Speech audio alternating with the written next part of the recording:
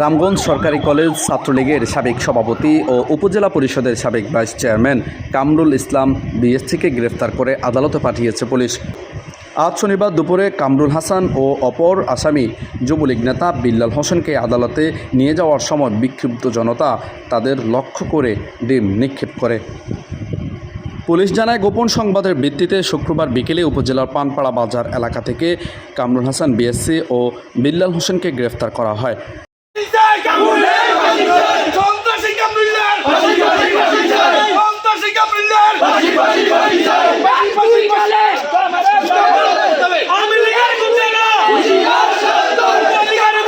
কামরুল হাসান রামগঞ্জ সরকারি কলেজ ছাত্রলীগের সাবেক সভাপতি এবং উপজেলা পরিষদের সাবেক ভাইস চেয়ারম্যান ছিলেন।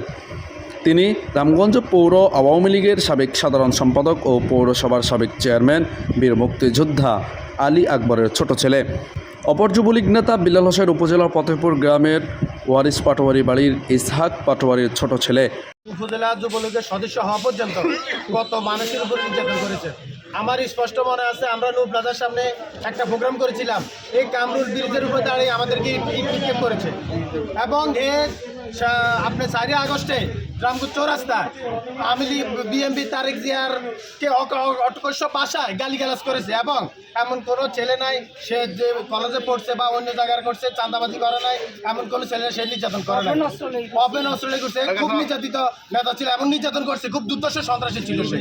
রামগঞ্জ থানার ভারপ্রাপ্ত কর্মকর্তা ওসি আবুল ভাষার জানান, গোপন তথ্যের ভিত্তিতে অভিযান পরিচালনায় কামরুল ইসলামকে গ্রেফতার করা হয়েছে। তার বিরুদ্ধে জুলাই ছাত্র আন্দোলনের শিক্ষার্থীদের উপর হামলা, লক্ষ্মীপুরে একটি হত্যা মামলার সম্পৃক্ততা, তারেক রহমানকে কটূক্তি এবং চাঁদাবাজি সহ একাধিক মামলা রয়েছে। গ্রেপ্তারের খবর ছড়িয়ে পড়লে এলাকায় মিশ্র প্রতিক্রিয়া দেখা দেয়।